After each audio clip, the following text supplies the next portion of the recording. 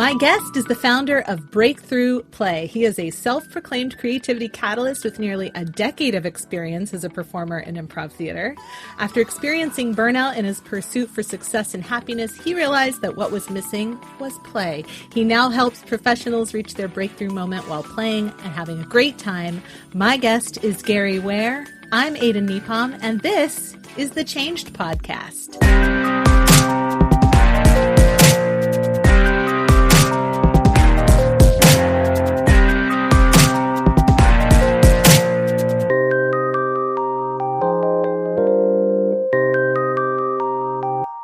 Welcome. Thank you for joining me today. My pleasure. I'm so excited to be on the Changed Podcast as your guest and excited to dive right in. Yeah, awesome. So I am curious. There are some things there that I said that I have questions about. Talk about what it means to be a self-proclaimed catalyst. What does that mean? Creativity catalyst. So I feel like we are all creative, but then as we got older, we forgot what it meant to be creative. Yeah. And I love going into situations and being that instigator and asking those provocative questions or having people do just really cool activities where they like realize like, oh my gosh, I am creative. And as a result, they engage in creative pursuits. It doesn't have to be improv theater, but it could be, you know what? I'm going to start collecting stamps, whatever it is for them. I feel like we all could be more creative. Yeah, that makes sense to me. I'm a big fan of the idea of catalyzing creativity in other people's lives. And the idea of doing that through play is particularly appealing to me as a joy-driven person. I also want to know a little bit about this value that you place in play. And to be fair, this is kind of a loaded question on my part because I have watched your TED Talk, which is all about the value of play. But I thought I'd give you a moment here to talk a little bit about the value of play, what it means to go from childhood to adulthood, where it gets lost, where it gets found. Yeah. Play is such a paradox where when you unpack and look at the science behind it, it is essential for community, for learning, for just our well-being. As kids, we get it. Like kids play from the age of 0 to like 9. Everything is learning through play. And there's a point where play is seen as frivolous, is seen as a nice to have. Mm-hmm. And I feel like that's like we reach that point of adulthood where you're like, okay, now it's time to get serious. We need to set play aside. You can play when your work is done. But the fact of the matter is, especially in this day and age, the work is never done. Mm-hmm. And we either feel guilty about playing or we play. And then because of the way that we see play, we're not really getting the full benefits. And that was my experience, growing up. Again, when I was a kid, I was extremely playful, and my dad saw that and was trying to just help me out. And he's like, hey, son, like, I totally get it. There's a time and place for things like video games and stuff like that, but you got to work hard, and then you can play when the work is done. And so, like, that was my MO. That was my mantra. And then I became an adult, and I was like, when do I get to play? And I forgot. That makes me feel a little bit sad because I think that that's really relatable for so many people that when the work is done, then you can play, and then the work is never done. It's never done. So it was one of those things that I don't know. Like I forgot. I lost count how many times I burnt out. Like it's one of those things like history's like, all right, you will learn this lesson. All right, here you go again. Here it is in a different flavor. Here it is in a different flavor. But I did start realizing that play is more than just goofing off. Yeah. And once I really started to unpack what it is and I started studying anything I could around play, I found that there's different flavors of play. Yes, sort of mischievous play is a form of play.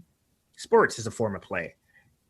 Storytelling is a form of play. There are so many different forms of play, and they all come in to play at different aspects. Wink.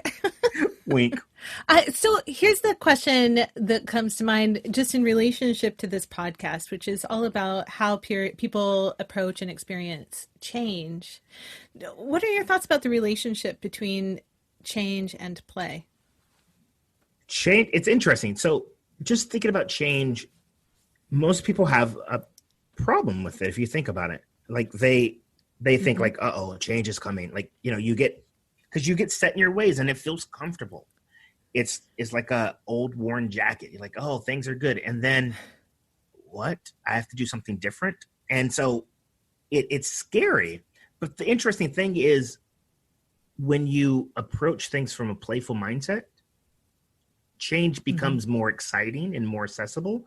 Because if you think about any game that you played, whether it be a video game or a sports game or maybe a game of chess or make-believe, if it was the same thing over and over again, that would be so boring. In the play world, you want change. You invite change. Like that makes a game, exciting. But yet in the quote unquote real world, change is scary. Yeah. I had a conversation about this with my 7.5-year-old yesterday. Two things are true. One is that she's right in that prime play mental space of childhood. Like she's right in the zone. She play independently. She wants to play together. There's everything is play all the time. She's developing a sense of sarcasm, which is wordplay. So she's just right in it. It's very cool. But she also pointed this out to me, that if we did the same thing all the time, it'd be really boring. She knows that I do this podcast. I try and play her little clips when I can. It's, she's not the target audience, so I keep it short. Yeah. But the other thing that's definitely true, though, is she wants to play with me all the time. And I come from a background of play, but I'm experiencing this thing, I don't know how to describe it, but it's a definite resistance where I'm like, okay, but I don't want to play dolls. Or yeah, we can play, but I don't want to. And then we have this negotiation about what we're going to play. And I don't know where that's coming from. That didn't used to be the case. I mean, I was the pushover kid. The other kids bossed around. They were like, you be the janitor and I'll be the princess. And I'd be like, okay, I'm a janitor. But all of a sudden I've got all this I don't want to play with dolls. Yeah. So we played with hula hoops yesterday. We played, but it was yeah. I don't know. I'm sharing that with you because I think you'll have thoughts. Yeah, no, it's interesting. As a dad to a 3-year-old and as also a person who studies play and as an improviser, I'm having to challenge wrestling with all of that stuff because you're right. One, on two different levels. One, yes, my son wants to play all the time and we're so thankful for this. He's just learning independent play and he's getting better at it. He is an only child right now and we're in a global pandemic and we're stuck at home. So he does not have any interaction with very many other people. So we're happy that he can starting to play by himself. But there's the feeling of guilt of he's like, hey, let's play. And I'm like, Daddy has to go work right now. And he's like, what? I don't know what that means. You're just in a room, just sitting there and you can play. That's a whole nother story. But then you're right. He's right now he's into everything is fighting. And it's not violent. It's just he's into rough and tumble play. And that is a necessity, especially for young boys. Yeah. Amelia used to smash her face into our face at that age to just explore her own power, I assume. And so he's that way. And so everything is he'll get two figures and he's like, Dada, who's gonna win?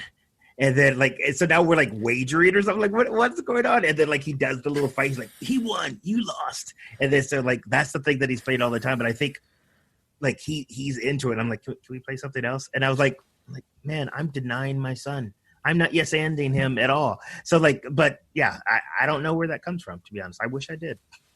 So as someone who is play-centered and you come from this background of improvisation, I just am curious if you have thoughts about your own relationship with change and if that has changed over time.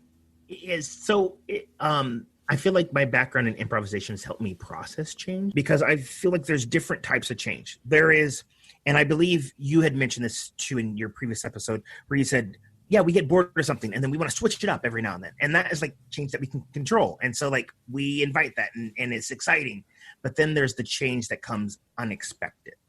Something that like, you know, you're forced to do something that's outside of your control, or maybe you were trying to do something and it didn't go as well as you like. And, you know, there's all these unknown circumstances.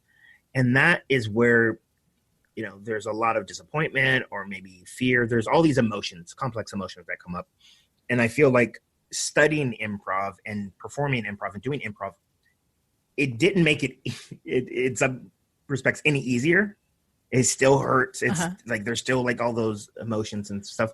But I you know, because it is a practice, I like it gives me a framework to just unpack what just happened and allow me to see things from a different perspective, which is helpful.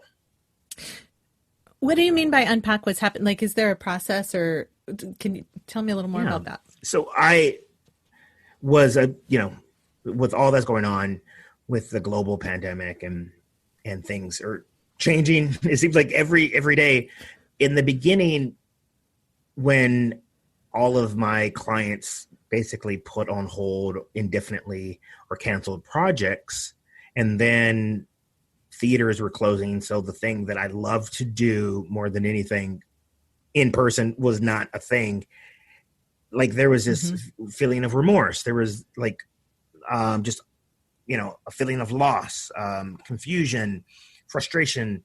And, you know, you have like your normal way of doing things. And I have this belief, like how you do anything, so you do everything. And it's neither good nor bad. It is what it is. And so I was going through this, I don't know, like I was feeling a bit empty. I was feeling confused. I was feeling like not like, all right, what is my value? Like, what am I here to do now?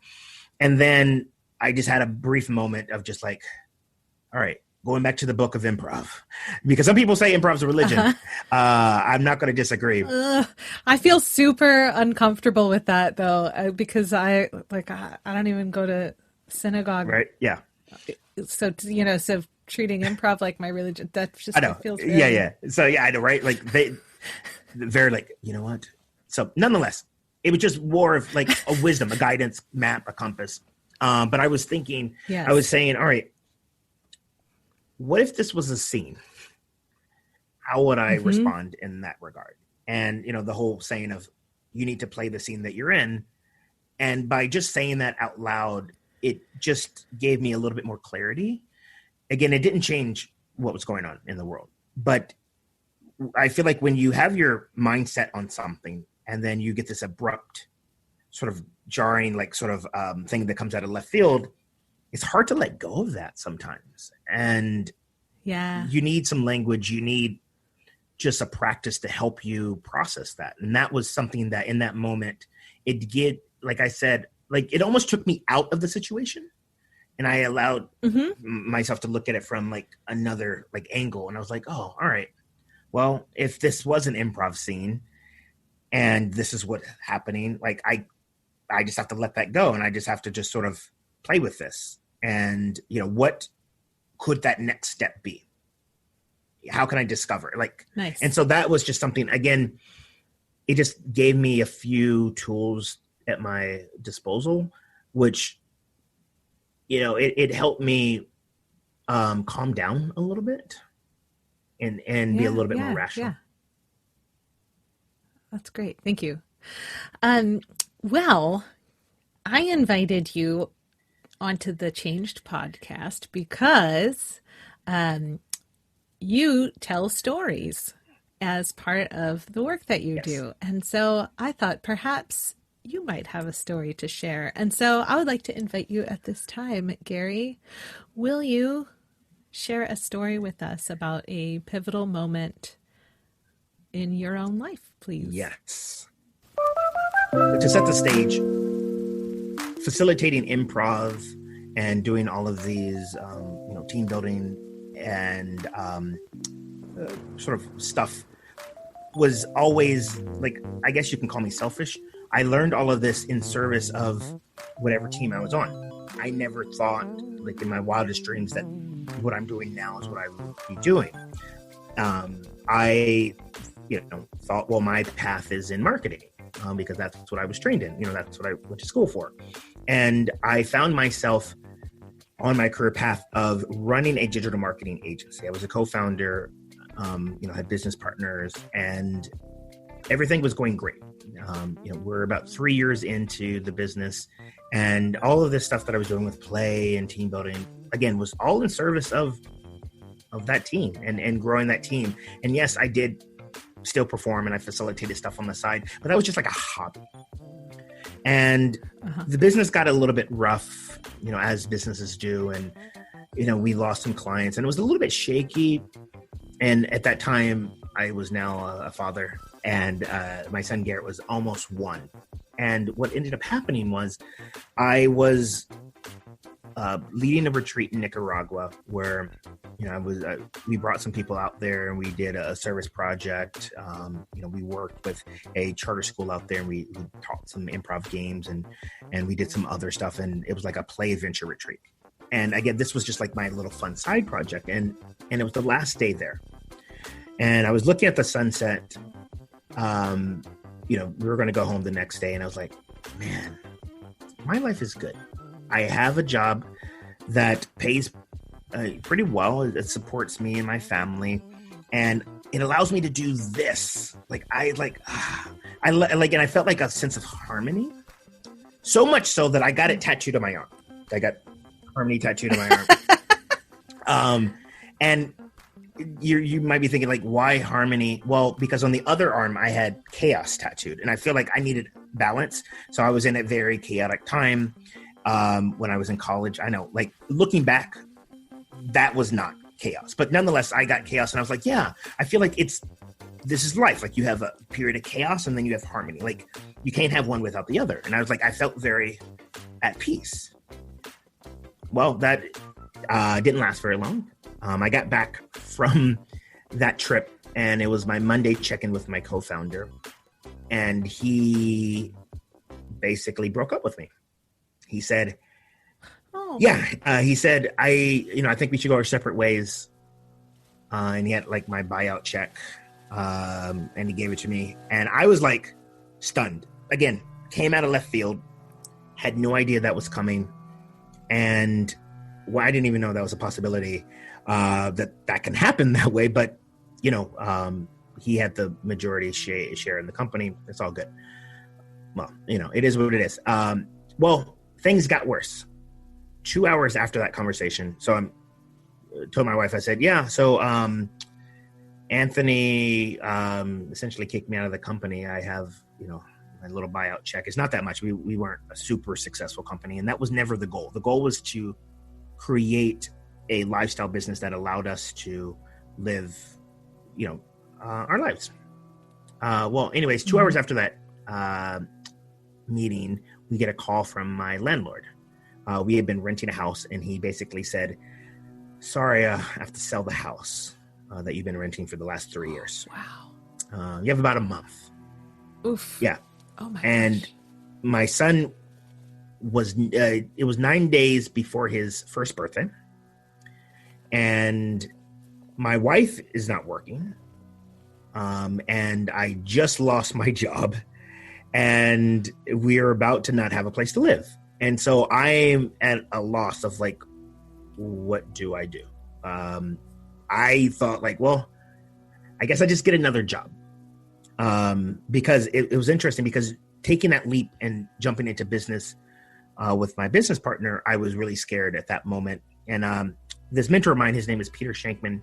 I saw him on stage, and it was almost like he was talking deep into me. If you've ever had one of those things where you saw a TED Talk on video or something in person, and you're like, man, they're talking to my soul. Like, he was telling this story about him taking a leap. And he said, well, what's the worst that can happen? If it doesn't work out, I just get another job. And I'm here like 3 years later, like, well, I guess I get another job. And my wife, thank God, she was it was interesting. Like, she was the calm one in the situation. It's normally the other way around. I'm normally like the rock. And so, yin and yang. She said, well, what about the stuff that you've been doing with improv and play? what about that? Like, you get a lot of joy from it. Do you think you can just, go all in on that, make that, sort of become like your full-time gig? And I was really scared because this is a new avenue for me. Like, I don't have a background in organizational design, or HR or anything like that. Yes, I had been teaching at that point. I've been teaching improv for a good while. And I've done a few team building events, but it wasn't anything like, I didn't have any steady income with that. And I gave it some thought. And fortunate for us, my parents let us move back in with them to give us some breathing room so that, we can figure things out, because I don't think it would like be very helpful for us to get an apartment or something like that. And they're like, oh, so you have a job? Actually, I'm sort of in between jobs, but you can trust me. Here's some money. Like I don't think like that goes very well. And so fortunate, that I had my parents, and of course it was very self-serving for them because they just want to see their grandson a lot more. So, it was a win-win. And what ended up happening was I was forced into this new situation. And I said, you know what? All right, this is what I'm going to do. I'm going to make this work. I'm going to make this into a company. And it would be nice to say that, oh yeah, then the bird came out and everything, was perfect. And then, happily ever after. No, it was very challenging. In that, I reached out to a number of people in my network and I said, hey, this is what I'm doing. They were very supportive. And I got, some gigs. And this is the interesting thing, looking back, when you're put into a changed situation, like, I don't know what happens. Like, I think I was in survival mode. And so I did anything and everything. So I was like, you know what, let me just do this for free.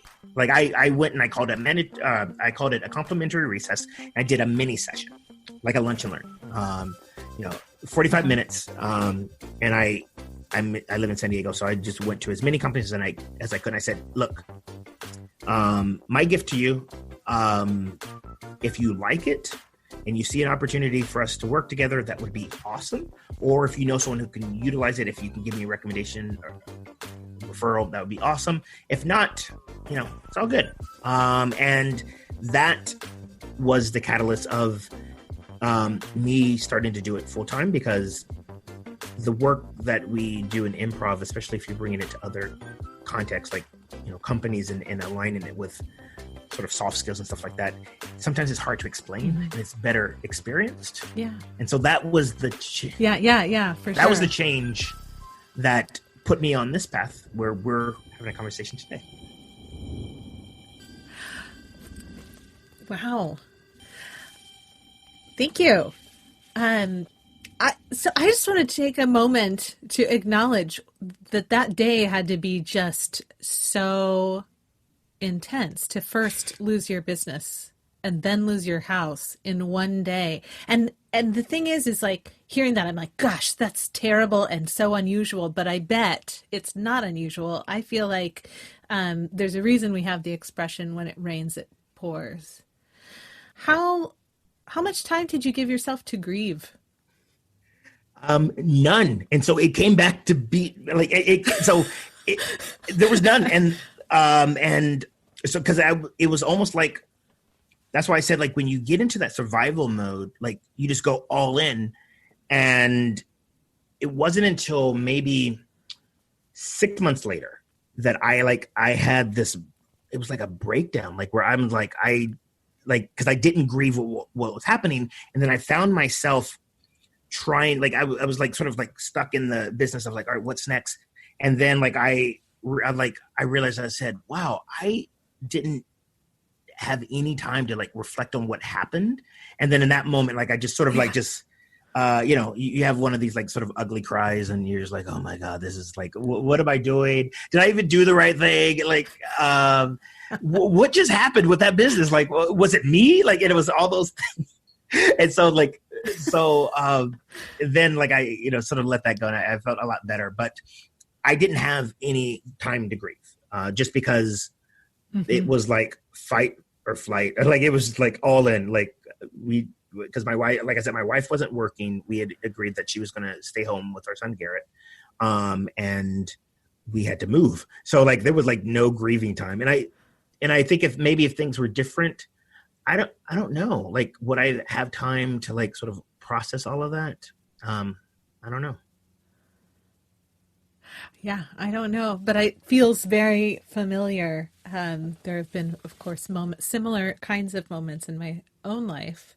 And I suspect that many people as well have had these types of moments where they've had to reinvent themselves. And most people have multiple moments where they've got to reinvent themselves. But what differentiates this particular one is the reinvention was like thrust upon you, or rather, now that I've said that out loud, I disagree with myself. What was given to you was a moment.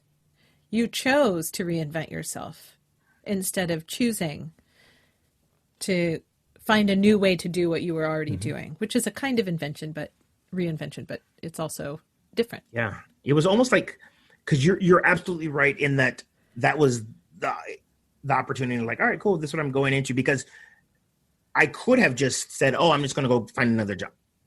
I had at that point been doing digital marketing or, marketing for like 13, 14 years. And in San Diego, like I knew a number of people in that sort of realm. I'm pretty sure I could have found another job.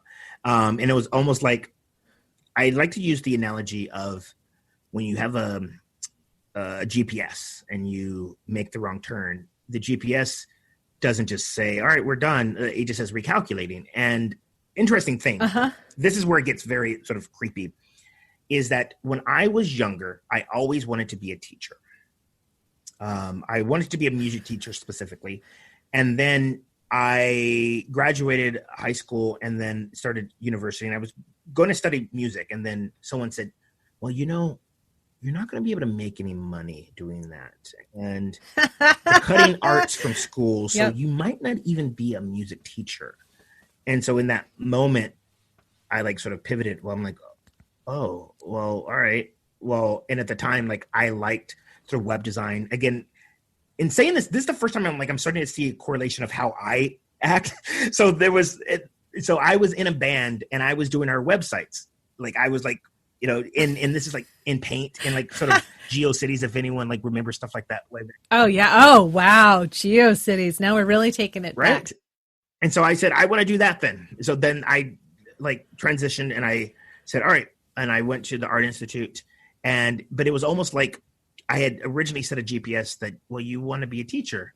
And so GPS of my heart or whatever you want to call it, like said recalculating. And so I've just been on this journey because it's funny because when I tell people what I'm doing now and they see what I'm doing now, they're like, I think you were supposed to do this. So it was almost like my inner self knew better. And it just took that to happen, like that big pivotal moment to happen for me to like realize like, oh yeah, this is what you're supposed to do, Gary. Nice. That's pretty great. I love this idea of the GPS of your heart. I'm a big fan of this idea that intuition has a lot to say on the choices that we make. And if we're listening, we can pick up these opportunities that come our way. And I'm convinced that everybody has that, but not everybody chooses to listen to it. So another person in your exact circumstance would probably hear something in their head about like, you could follow your passions, but it's not stable. I'm going to just go get another job and do what I was doing because it's too scary. So I think there's some bravery involved in making those shifts, but if you're following the GPS of your heart, maybe it feeds the path. Yeah. Yeah. And that's like for a whole nother discussion on conditioning versus your innate superpowers, because you're right. There was a lot of people like it was interesting when I told them what I was originally doing with the business, going into, business, starting my own agency. People were like, are you sure you want to do that? That's not stable. And then like 2 or 3 years in, like it was completely like compared to what I'm doing now, that was like super stable. And then similar people, they when I said what I'm doing now, they're like, are you sure you want to do that?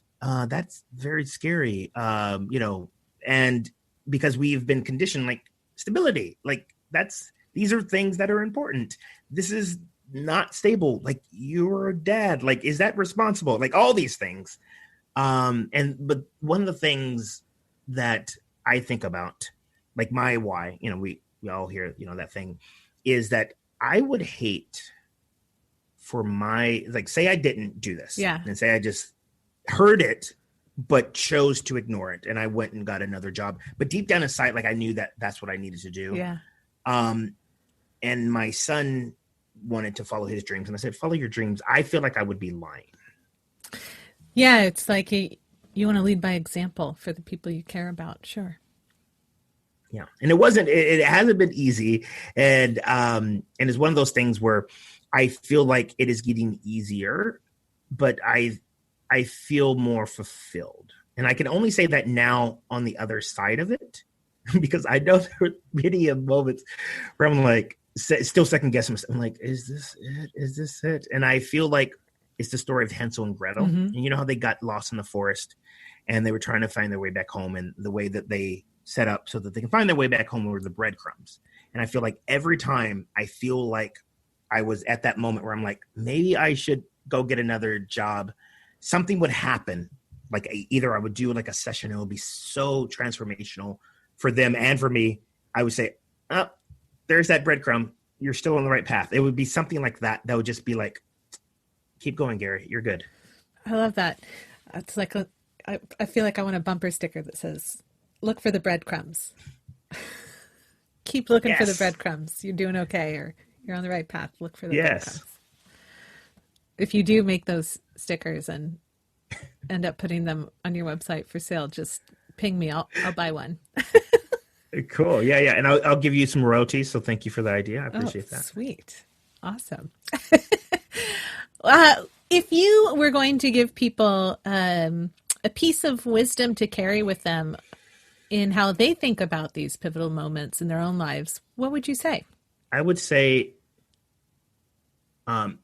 just acknowledge all of the feelings are right, and there are no wrong sort of answers, because at some point, like I was feeling like everything from shame to embarrass to fear to delight to excitement. Like I was doing all of them.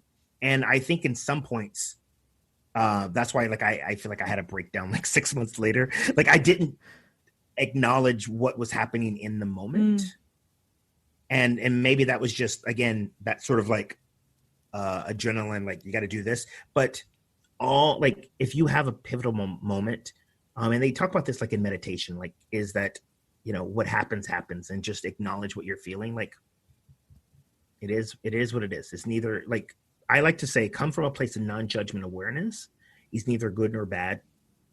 It just is what it is. And it's just information.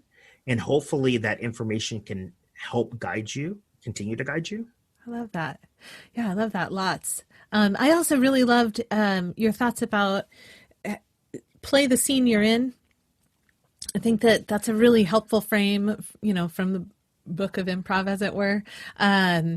But it's a really helpful frame to play the scene you're in. What can we take and play with? What can we do something with? When I think about what improv has to say around flexibility, what improv has to offer around realizing that you're never alone in a scene, what improv has to say about a lot of things is totally helpful when it comes to business. And the story that you're sharing with us here is a story of pivoting your business. Correct. And you're right, like of being open to possibilities. Because I feel like in moments of change, especially change that is not planned, sometimes we can get tunnel vision. And that tunnel vision isn't always helpful. Mm-hmm. And I have this belief that people will make the right decision given that they have the right options. And if you don't know what to do, you need to give yourself more options. Oh, I love that. And I love that so And much. I'm going to repeat it. yeah, If you and don't know what to do, give yourself more options. yeah. And a lot of times you will end up going back that, sometimes that highlights what you were going to do. But in the absence of options, sometimes that only thing, like, it doesn't necessarily look that appealing, because the one thing, and I sort of mentioned it, but to unpack it a little bit more, in that situation, it wasn't whether or not I should do, this business called Breakthrough Play. I was like, well, I could get another job. I could do this thing called Breakthrough Play. I can go on unemployment. Like, there were all the, I can go beg my business partner to take me back, which was not going to happen. And in light of having all those options, I was like, yeah, all right, Breakthrough Play. All right, here we go. Nice. Well, speaking of Breakthrough Play, how do people find you, Gary? Well, you can go to my website, breakthroughplay.com. My name is Gary Ware, so I'm pretty sure if you look on their interwebs, you can find me. I play on Instagram and LinkedIn a lot. I've been trying to stay away from Twitter and Facebook. That seems just like in light a of everything. healthy choice. Yeah, so that's where you can find me. Great. So we will post links. When I say we, I mean me. This is a small one-woman operation. I will post links to your LinkedIn and your Twitter. People, not your Twitter, your LinkedIn and your Instagram if people want to connect with you. Yes. And they can go to your website. And also, I'm going to share a link to your TED Talk about the value of play, because I think there's a lot of value there. Yeah, thank you. Yeah. Thank you so much, Gary. This time went by very quickly, and I'm so grateful for you to spend time here sharing your story, a very relatable story. So thank you. Yeah, my pleasure. And if we learn from stories, especially stories of people making pivotal moments. So thank you. Yes, absolutely. Thank you. All right.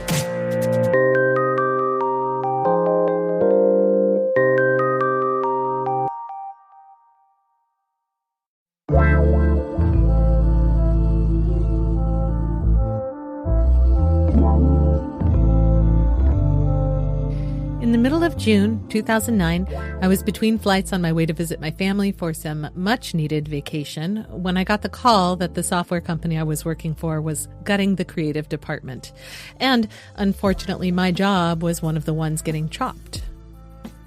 As I looked out the window of the Phoenix airport at the airplane I was about to board and listened to my creative director lay out what my position being eliminated entailed, all I could think about were all of the stories I'd heard that started with, losing that job was the best thing that ever happened to me. And I wondered if this was going to be the start to my version of that kind of story. If I'm being honest, I also wondered, and still think about this now, if it's so much that losing jobs really is the best thing ever, or if it's a convenient story people tell themselves to feel like the hero of their own world. Most of us have stories of unexpected job loss or of a moment where a routine we've taken for granted suddenly upends. Some of you may be in the thick of that right now. In my mind, the simplest truth about these moments is that whether we choose to waste time wishing it was different or simply play the scene we're in, as Gary put it, the change has been made, and moving through the moment towards the next one is all we can really do. But as you do that, maybe ask yourself, if I'm supposed to be the hero in my own story, what should I go for next? And give yourself that opportunity to shoot for something you're really excited about. You can learn more about Gary Ware's play-centered approach to business by visiting breakthroughplay.com. If you want to connect with him on social media, look for him on LinkedIn or Instagram. You've been listening to the Changed Podcast. It would be fabulous if you would make sure to subscribe, rate, and review this show. And, of course, if you like this episode, please send it to a friend. Show notes for this episode, as always, are available on our website, thechangedpodcast.com. Thank you for listening. I'm Aidan Nepom, and I wish you the kind of experiences in life you're excited to tell stories about.